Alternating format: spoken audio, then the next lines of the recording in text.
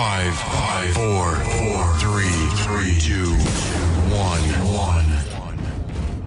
We have ignition. Strap in. And now, live from a lockdown room in Leeswood, comes the Andy Snowden Radio Show. Please welcome the man voted best suited to wear a mask. It's Andy Snowden! Yes, indeed, this is Andy Snowden with the Stage and Screen Show here on 105 Calon FM. And coming straight ahead, we've got one of my favourite guests, Mr. Sean Smith, and he's next. This is love, this is life, this is good. It's the Andy Snowden Radio Show. It's the Andy Snowden Radio Show. It's the Andy Snowden Radio Show. It's the Andy Snowden Radio Show. So you're listening to the Stage and Screen Show with me, Andy Snowden, here each and every Saturday afternoon between 12 and 3 p.m. And back in 2007, two siblings from Portsmouth formed the duo Same Difference, and they entered the fourth series of The X Factor. That was Sean and Sarah Smith, and despite constant ridicule each week, they reached the live finals and finished third before being signed up by Mr. Simon Cowell himself. Nowadays, Sean has forged a tidy solo career with 5 single releases, and in July of this year, the long-awaited debut album was released, aptly titled Solo. Furthermore, he's joined forces with the band Beware the Bear, and they've just released their second single together, Wishing on the Water. On top of all that, he's just finished a tour of Australia, and I'm delighted to say he joins me now. And Sean, hearing all of that, it sounds like you've had a rather productive lockdown. Is that the truth of it? Have you coped with it okay? I've had my moments, honestly. I think there's been times when I just felt like, wow, isn't humanity incredible? You know, when we first all came together and there was like, you know, that feeling of like, we're going to fight this together as one, and we're one race and we're one, you know, humanity, and we're all going to get together and do this. Yeah. And there was a real community feeling that we're going to battle this, and we're going to fight it, and we're going to overcome it. And I think then it kind of slowly but surely, you see a few things in the news and start to frustrate you, and everything else started to creep in, and you know, I found myself going from one end of the spectrum to the other at times. Yeah. But I think obviously the biggest thing is the whole theatre world's just pretty much shut down. It's only just started to trickle back in now, sort of outdoor gigs, and obviously for me that's it's kind of like what my identity is. So it's been a real struggle to not do that. You know, it's and at times you think, because I'm one of those people that gets motivated for, like, when I've got something on. If I know, like, for example, I've got this show coming up, I want to look great, then that gets me to the gym and that gets me working out in my living room and stuff, you know, whereas when you know none of that's kind of on the horizon, obviously mentally you think to yourself, well, these auditions are going to start coming back in, I've got to be ready, but I've probably got a little while yet, you know, I can have that extra piece of cake. Yeah, well, I mean, the thing of it is, one thing always leads to another, I always find, because you're never going to get motivated sitting watching the telly, you know? No, exactly. You only get motivated by doing something, and one thing leads to another and leads to another, and then the next minute, you know, everything's sort of like firing all cylinders, really. You're 100% right, that's exactly it, and hopefully this little getaway can kind of re-spark something in us and makes us think, right, head down, let's get on with it now, and that's when things start to, I always find, it's weird, when I'm actually working on a mini job and you're enjoying yourself, you're performing all the time, things just naturally seem to come. I mean, that's how we met. Yeah. You know, originally I was in rehearsals, you came to do some interviews, and it brings people together, and you know, if you're not in it, not got a chance of doing that if you're just sort of sitting indoors. I mean, I know you've got, you know, phones and tablets, etc., to be able to sort of connect yourself to the world, but I find it's not anywhere near the same as real humans getting together using all of the senses and you know, and actually getting together. So we need to get back to that, I think, as soon as possibly can. Yeah, I completely agree with you. I think everybody agrees with you on that. I mean, I'd far be it to go over old ground, because, but I mean, if anybody isn't quite aware of where you've been and where you've come from, I mean, you've been on my show 5 times. I clocked today, which is, I think you hold the record for being on the most times, to be honest. That's very kind of you, mate. I think whenever I've got a release that I think, oh, Andy might like this one, you're always the first man to say, yeah, I'll support you, and I'll always thank you massively for that. You know I do. But yeah, for those who don't know, I was one half of the brother sister group, Same Difference. We came third on the X Factor back in 2007, and now I've got my own solo stuff out, doing stuff with the band. I'm sure we'll talk about that a little bit later on. But yeah, it's been a crazy whirlwind, and it's great that we've continued to be friends throughout all this, mate. But very quickly, I always think on shows like the X Factor, if you stand out for something, then you're going to go far in the competition. And I've said to you before a million times that I loved Same Difference. I keep calling you One Difference. I don't know why. We get One Direction a lot. I don't know why. But yeah, we in our family, we always sort of gravitate towards acts like yourself. Was you aware of your popularity at the time, or was it just after the event, looking back, that you thought, oh, we were quite liked there? I kind of realised when we came out of the X Factor, I think, and you know, people were recognising us. But the thing is, we weren't the coolest, so it wasn't always sort of like met with the most open arms, which I'm sure you'd understand. You know, we were kind of seen as quite cheesy back in the day and stuff, and it's not for everyone. But you know, it was one of those where it kind of took us from nothing to all of a sudden superstardom. And, well, not superstardom, but you know, people who watch. I mean, it was 22 million people watched our final that we were part of, and you know, it's a lot of people watching you, and you know, everyone's going to have an opinion on it. That's the nature of the show.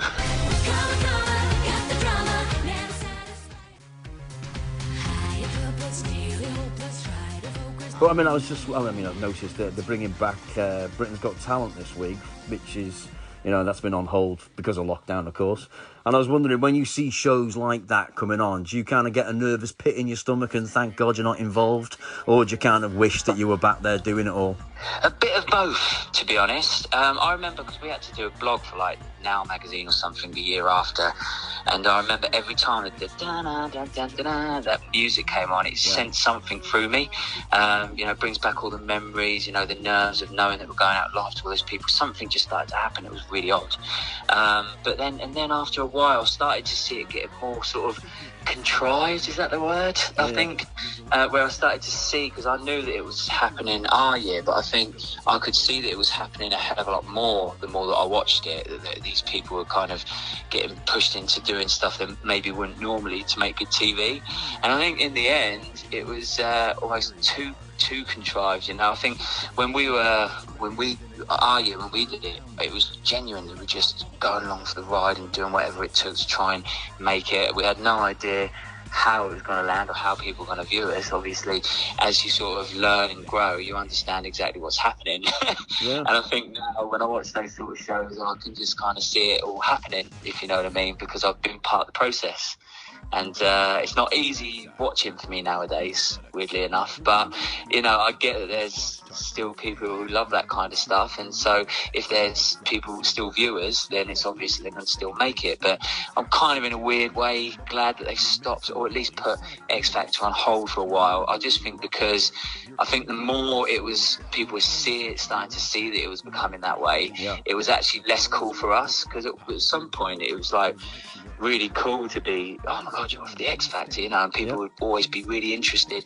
And after a while, it was like, I noticed people were a bit sort of, oh, you're off the X Factor, oh, that's all, you know, because it wasn't seen as that popular anymore. You know, but I mean, fans of Same Difference, they may have been forgiven for getting a little bit excited a couple of weeks ago when you put out a single for NHS Together charities. Yeah, that's correct. It was I think when that moment I was talking about with you earlier, when I felt like the whole of humanity would come together to sort of fight against this deadly virus was happening. And there was this wonderful feeling among everyone. And that was the kind of time when the idea came to me. I said, Sarah, we've got to do something here. I noticed that, you know, a lot of people were doing it, but I think everyone was kind of thinking, how can I help this situation? I think there was that lovely feeling around everybody. And that's what Sarah and I came up with. It just, because of the nature of it, and obviously so many kids had to send in the recordings, we had to do everything on Zoom. It was quite a slow process. Yep. So it took us a while. We were a little bit behind the times of the charity single, but it all kind of, the idea all came about the same time as when, you know, everyone was feeling that way, that they wanted to give and do all that they could for the greater good. Yeah. In the autumn, we remember all together. I mean, it's a lovely track. One Life, One Love, it's called. Did you write it? Who wrote it? It was actually my old school teacher. This is the beautiful thing about the song. It's really emotional. I remember Sarah and I sang it in a school show when we were really young. And do you know when, like, you feel like it was your sort of awakening in a way? Because we, you know, all the parents were like, wow, what a great song and how beautifully sang. And, you know, when you're sort of little and you think, oh, there's something in this. People are making something of me here. You know? Yeah. And so it already had that sort of emotion to it for us. And then when it just kept going around my head, I remember sitting down having a few drinks one night while the whole thing was happening, and it kept going around my head, and I thought, well, what a great song that is. And it meant so much to so many people back then, and I wonder if it could mean something to people in a bigger scale. And then I sort of spoke to the school teacher who actually wrote the original and said, what do you think of rewriting it with the coronavirus and, you know, the way that we can fight this kind of thing in mind? And within a couple of days, he completely rewritten the song, and it just felt right. So I often think if things feel right, you've just got to roll with it. The only thing I do feel with it is, you know, maybe we're a little bit behind in getting it out quick enough, purely because of the nature of having all the kids involved and stuff in it as well. Yeah, well, I mean, you point out the kids there. I mean, Sarah, your sister Sarah, she's got her own academy now, and it's the same different studios, right? Yeah, you got some of the students from that. Yeah, that's right. Yeah, because obviously her business had to shut down, I think, like all businesses. Yeah. And she was finding ways to kind of keep all the kids engaged, and, you know, because it was tough for parents too, to make sure their kids, you know, were doing their schoolwork and also keeping up with their hobbies. And Sarah started doing Zoom meetings with all the kids. And that's how it all happened. She taught them the song on Zoom. Each one of them sent their own voice note in, which then got blended into the track. So it was a real sort of team effort and a community effort, and I think that added to the sort of the love of what we were giving out with the track. I love that it's called SD Studios. So it could mean same difference or socially distanced. It works quite well, that. Yeah. I didn't think of that. Yeah, that is true. I mean, because I said to Sarah originally, you know, it's good to follow on the name, you know, same difference. And I said, but once it gets to the point where no one knows or has a clue, you can just say it's called the Singing and Dancing Studios. Yeah, exactly. So we've covered all bases. Yeah, perfect. And of course, you've done that. And I mean, I was looking at this morning at all the things you've been doing during lockdown, and I think you've been more busy this year than you've been most years. But you got a new, your long-awaited album has just come out, and we'll talk about that in a minute, because you've got the most recent thing is a brand new single. Tell us about that, Wishing on the Water. What's all that about? Oh, that's something I've been excited for so long about, because these guys basically Beware the Bear are a band that are from Portsmouth, and it all started when I was looking for a local studio to put my vocal down, because I was consistently having to go up and back to London, which, you know, it's just like 2 hours for me, and obviously you know what the parking's like in London. It's every time I was going in, it was like, oh, going in to do a vocal, it's a nightmare. And we found this great studio in Portsmouth called Old Blacksmiths, and I really hit it off with the guy. He's sort of like my age, really cool. He knows his stuff. He's got state-of-the-art equipment, and we just became good friends. And then I was in the studio recording, and he said, listen, I've got this song I've been doing with my band. We think you'd be great putting down a vocal on this. And I did. I never thought anything of it. The track came back. I thought it was brilliant. The next minute it got picked up by BBC Two's Mother, Father, Son with the documentary, not documentary, the drama with Richard Gere. Right. And we kind of thought, well, if BBC are picking it up, it must be pretty good. So we released it. The next minute, it's our my top played song on Spotify. So it was a sort of favourite with fans and with people out there. And so we decided we were going to do some more stuff. And we've had it in the pipeline for quite some time, but wanted to get the album out of the way first. Not out of the way, obviously. The album meant an awful lot, but yeah, we wanted to make sure that all of that was done. And then just recently, we've managed to get that out. So far, it seems to be going really, really well. The song's absolutely fantastic, and I feel like when I'm in with a band, you know, you probably understand this. You get this feeling when you're all together, like you're in flow, and they get me sort of doing stuff and delivering in a way that I wouldn't normally, you know, and it's actually really working for me. So long may that continue, because they're a fantastic band. We've got a few more records in the pipeline. We'll have to just wait and see how that goes. I'm one of those artists that kind of likes to sort of roll with it as I feel it, and it just so happened that it's taken me in all different places, and I'm loving it. I think it's just really interesting. It keeps things exciting. I remember Robbie Williams saying, working as a solo artist, when you actually get in with a band, there's a whole new different vibe to that. It's like you're part of a team as opposed to on your own. Is that fair? 100%. And not only that, it felt when we were putting stuff down like it was more mates just hanging out than we were actually working towards something. And I think, you know, this is how great things start, and I hope it stays that way. I really want to keep it, because the thing is, as you start to build, you then need to do more stuff. You know, you need to gig it more, you need to get together more to do photo shoots, etc. And it kind of then becomes the business side, and that is obviously very, very important, because people need to hear your stuff. But I think where we feel really in flow is when we're just together, performing, writing, and ideas are flowing, and that's exactly how it's felt with these guys. So all the time I'm enjoying it. I think just roll with it and see what we can do. Show me love, show me love. And I noticed as well your video is it's very when we look back over this time, 2020 or however long it goes on for, we'll see quite a lot of videos like the one you've put together, where you're all in your own houses, but it all sort of fits together perfectly. It's really lovely. Yeah, well, that was again just another idea, because we never did anything like that with the first song, Show Me Love. And as I said, it ended up getting high streams on Spotify for us. So it was fantastic. So we thought, well, you know, maybe we could do something like that this time. And it's all just little ideas flowing, coming out of something. We still talk quite a bit now. And I'm saying to them, look, guys, like, people are loving this content. And can we think of any other ideas that are exciting and a little bit different?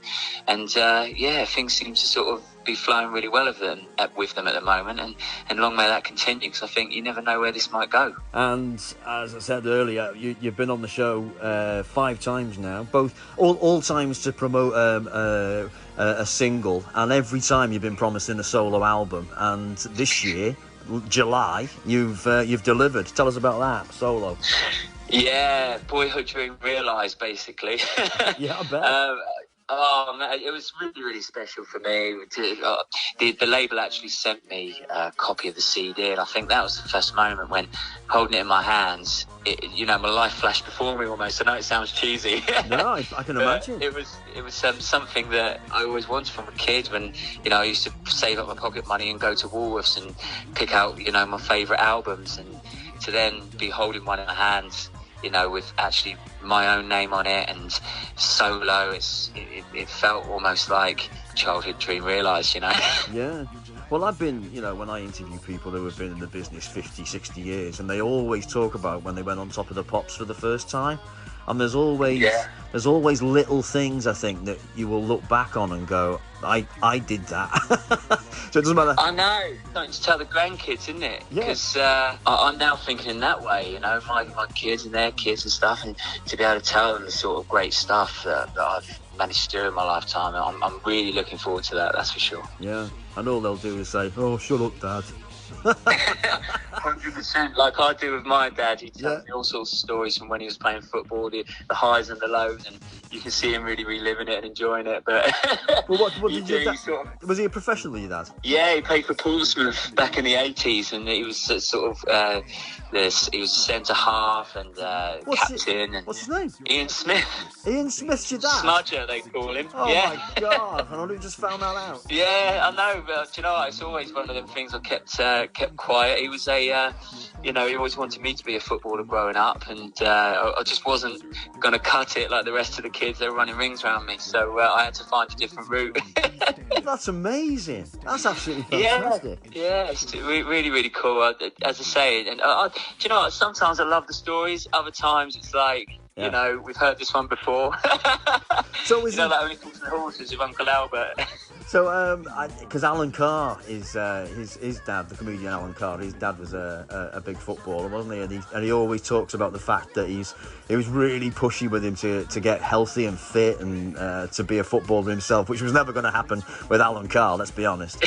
So was your dad the same? Because you look quite athletic. I've got to be honest. Do you know? I think I've got interest in sport. I think because my dad was professional. It was kind of instilled in me, and I've got an interest in it. The thing is, I can kind of do have my hand in everything. I did karate growing up, and obviously I've got my dancing, which in a weird way, a lot of these sports are all kind of interlinked in a way. It's all, you've got to make sure you train in mind, body, spirit, and they're all kind of the same thing. And I work quite well in that way, but I'm not kind of like particularly good at any of them. Yeah, I know what you mean. But I'm at a level where I can sort of get my hand in and do a half decent job with a lot of these different sports. So PE and sort of drama, dance, music were always my thing when I was growing up. Yeah, same with me really. But I sort of gravitate now towards